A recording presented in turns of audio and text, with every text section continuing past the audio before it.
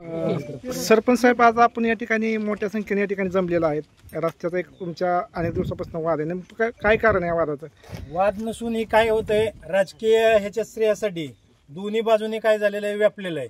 इथं एक गुन्हालवडी वस्ती जवळजवळ एक 2,000 ते 2,500 लोकसंख्येची वस्ती आहे. इथून खाली सगळी प्रत्येक माणसाला जाता येताच येत नाही. आज पाऊस बंद झालेला आहे. कालपासून तिथं परिस्थिती बघायला पाहिजे होती. शाळेतली जवळजवळ 800 ते 900 विद्यार्थी सायकलवर पायी जातात.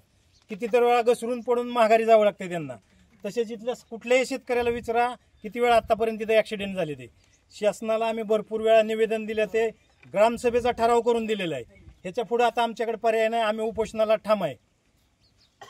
नेमकं पावसाळ्यामध्ये काय परिस्थिती होती? परिस्थिती म्हणजे खड्डे पडलेले आहेत, जाताच येत नाही. आता तुम्ही बघितलं तर हा रोड 5 फुटाचा राहिलेला आहे फक्त.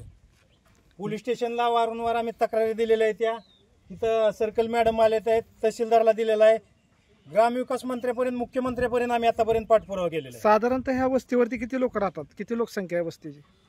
ह्या वस्तीवर कमीत कमी एक 1800 ते 2000 लोकसंख्या आहे. जैनवाडी आहे. तिथून खाली एक जैनवाडी आहे. अधिकारी म्हणतात की झाडाच्या फांद्या तोडून रस्ता मोकळा करून देतो, त्यावर तुमचं समाधान? आमचं समाधान नाही ना. ऐकून घ्या की, आता मी सरपंच झालोय असं नाही. सरपंच होण्याच्या आधी 10 वर्ष झालं कुठल्या या गाववाल्यांनी सांगावं, मी स्वतः खर्चात मुरुम टाकून फांद्या काढलेल्या आहेत. आतापर्यंत तरी परत तेच परिस्थिती होती. फांद्या काढल्यानंतर तो रस्ता तुम्हाला जायापुरता उपलब्ध होतोय का? नाही होत. जाऊ शकताय का? नाही जाऊ शकत, गाडीच बसत नाही, पलटी होते ती. आता लोकांचं कारखाना चालू झालेले आहेत, शेतीतला ऊस निघतोय, ऊसच बाहेर जाऊ शकत नाही. रस्ता वाढवूनच पाहिजे का? रस्ता वाढवून नाही आम्हाला. हे जरी दोन्ही बाजूचं अतिक्रमण झालेलं आहे झाडांचं, हे जरी काढलं तरी आम्हाला जाण्याची अडचण निर्माण होत नाही. त्याच्यावर शासकीय निधी काय पहिला कधी पडलाय का? भरपूर वेळा पडलेला आहे. राज्याचे कृषी मंत्री दत्तामामा भरणे यांनी गेल्या 2 महिन्यापूर्वीच ह्या रोडला निधी टाकलेला होता, पण ह्या वादीमुळे ही निधी दुसरीकडे वर्ग करून दुसरीकडे रोड झालेला आहे. निधी ह्याच्या पाठीमागे बी झालेला आहे, इथून पुढचा डांबरी रोड बी झालेला आहे. फक्त ह्या अडचणीमुळे, दोन्ही शेतकऱ्यांच्या वादामुळे हे पेंडिंग पडलेलं आहे. आमची सरकारला मागणी आहे, 8 दिवसात जर नाही याला काय झाला तर आम्ही समस्त ग्रामस्थ उपोषणाला बसणार आहे. उपोषणाचं ठिकाण काय आहे तुमचं? उपोषणाचं ठिकाण तहसील कचेरीवरती, इंदापूरला. इंदापूर तहसील कचेरीवरती तुम्ही उपोषणाला बसणार आहे. या ठिकाणी मंडल अधिकारी यादव मॅडम आहेत, आपण त्यांच्याशी बातचीत करणार आहोत की प्रशासकीय नियमाप्रमाणे आपण इथे पंचनामा करून वरिष्ठ कार्यालयात पाठवणार असून चौकशी होऊन योग्य ते निर्णय. मॅडम, पंचनामा केल्यानंतर याच्यावरती ठोस कारवाई काय केली जाईल?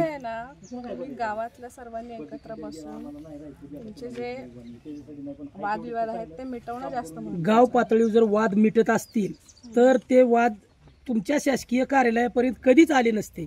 त्याच्यासाठी शासकीय कार्यालयाचे शासकीय अधिकारी यासाठी उपलब्ध आहेत. तुम्ही ठोस कारवाई काय करणार? नियमाप्रमाणे कार्यवाही होईल. Okay, thank you. आम्हाला कंपाऊंड करून द्या. तुमचं काय म्हणणं आहे याच्यावरती? झाडं काढली तर कंपाऊंड तिथंच केलं, तोच परत तो जो प्रश्न आहे तोच उपलब्ध होतोय ना परत. म्हणजे झाडं काढून आम्हाला कमीत कमी 2 फूट ते झाडाच्या बाहेरच्या बाजूने जर दिलं तर आम्ही कंपाऊंड घालून द्यायला तयार आहे त्यांना. म्हणजे झाडं काढून आतमध्ये रस्त्याला कंपाऊंड घालून देणार, रस्ता हो सोडून? हो, रस्ता सोडून 2 फूट, झाडाच्या आतमध्ये 2 फूट जर त्यांनी दिलं तर आम्ही कंपाऊंड त्यांना घालून द्यायला तयार आहे.